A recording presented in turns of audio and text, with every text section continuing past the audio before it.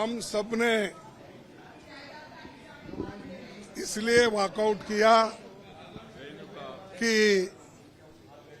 जो prime minister अपना राष्ट्रपति अभिभाषण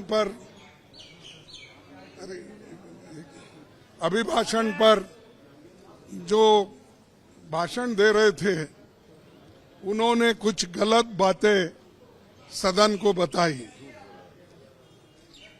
गलत झूठ। और उनकी आदत है कि झूठ बोलना, लोगों को भ्रमित करना और जो सत्य के जो विरोध में बात करना, ये उनकी आदत है। और मैंने सिर्फ उनको इतना ही पूछा कि जब वो संविधान के बारे में बोले कि आज लोग संविधान के लिए बचाने के लिए डंडोरा पीट रहे हैं, ऐसी बात उन्होंने कही, तो हमने ये कहा, देखो संविधान तो आप नहीं बनाए, संविधान के आप विरोधी थे, इसीलिए मैं वो क्लैरिफाई करना चाहता हूं कि कौन संविधान के फार थे, कौन संविधान के खिलाफ थे, किसने संविधान बनाया, किसने संविधान के खिलाफ बात किया, वो मैं उनके सामने रखना चाहता था। मैं ये रखना चाहता था कि उन्हीं के पेपर में आरएसएस के जो मुखपत्र है ऑर्गेनाइजर 30 नवंबर 1949 में अंक में संपादकीय में लिखा था, ये ऑर्गेनाइजर तो ऑथेंटिक पेपर है उनका, ये उनका ऑफिशियल पेपर है, उसमें ये लिखा गया था, भारत के इस नए संविधान की सबसे बुरी बात यह है कि इसमें भारतीय कुछ भी नहीं है। प्राचीन भारत के अद्भुत संवैधानिक विकास के बारे में इसमें कोई जिक्र ही नहीं है। आज तक मनुस्मृति में दर्ज मनु के कानून दुनिया की प्रशंसा का कारण है। ये किसने कहा? ये ऑर्गेनाइजर ने, आरएसएस ने, जनसंघ के जो लोग थे उस वक्त, उन्होंने कहा। और वे स्वयं स्फूर्ति आज्ञाकारित और अनुरूपता पैदा करते हैं। हमारे संवैधानिक विशेषज्ञों ने ये बात निरर्थक है। उन्होंने ये कहा कि यहाँ तक जो कॉन्स्टिट्यूंट असेंबली के मेंबर से किए हैं ये गलत है। उन्होंने उस वक्त अपोज करके इस संविधान को उन्होंने नकार दिया था, और आज उसकी रक्षा की खुद बात करते हैं और हमारे को बोलते हैं कि हम संविधान विरोधी है। अरे खुद विरोधी है, जन्मता ही विरोधी है, शुरू से विरोधी है। इसको जब इसका जन्म शुरू हुआ उस दिन से इन्होंने बहुत से पुतले जलाए, अंबेडकर के, नेहरू जी के पुतले जलाकर रामलीला मैदान में उन्होंने ये सब काम किया। आज ये बोल रहे हैं कि हम संविधान के विरोधी हैं।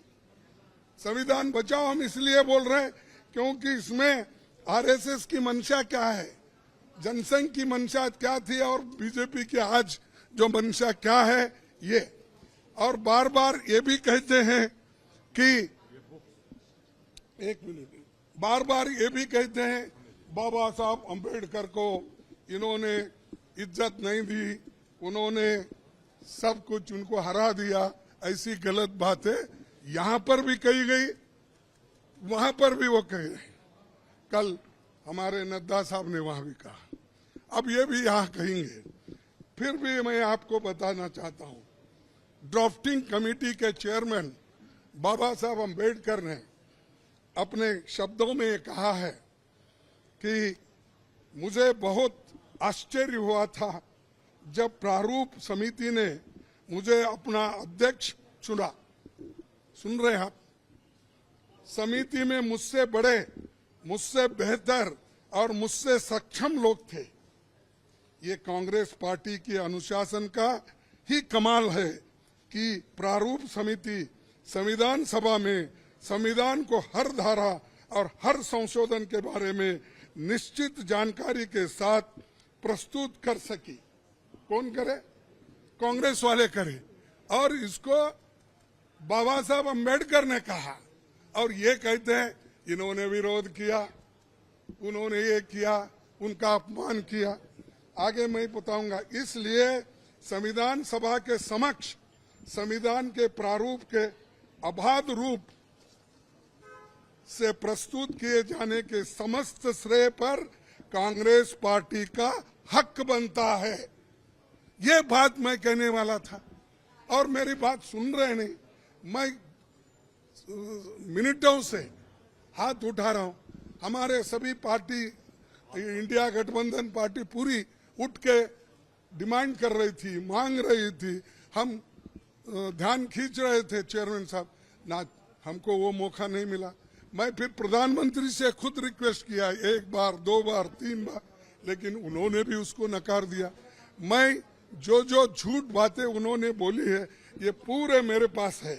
और कैसा ये लोग आज सदन में बोलते हैं, सदन के बाहर बोलते हैं, ये समझे हैं वो ही पढ़े लिखे हैं और गलत बातें बोलने में माहिर है। ये तो मैं बाबा साहब अम्बेडकर का स्पीच कॉन्स्टिट्यूंट असेंबली में जो बोला वो लाया हूं और ऑर्गेनाइजर में उनके लोग क्या बोले हैं वो भी मैं बताना चाहता था, लेकिन उन्होंने मौका नहीं दिया। और इसलिए मैं कंडम करता हूं, हम सभी लोग कंडम करते हैं और कंडम करके हम वॉकआउट किए, क्योंकि ये हमारे बात को जब कोई महत्व ही नहीं है तो वहां बैठकर क्या सुने हम। और जब प्रधानमंत्री खुद यहाँ पर जब बात कर रहे थे राहुल जी, उस वक्त 2 बार उठ के उन्होंने क्लैरिफिकेशन की कोशिश की, क्लैरिफाई कर दिया। 4 मिनिस्टर क्लैरिफाई कर दिए।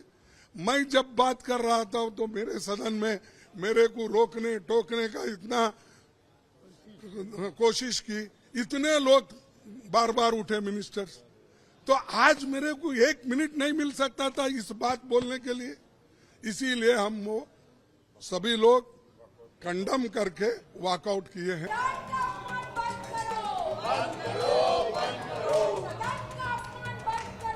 भाषणबाजी बंद करो,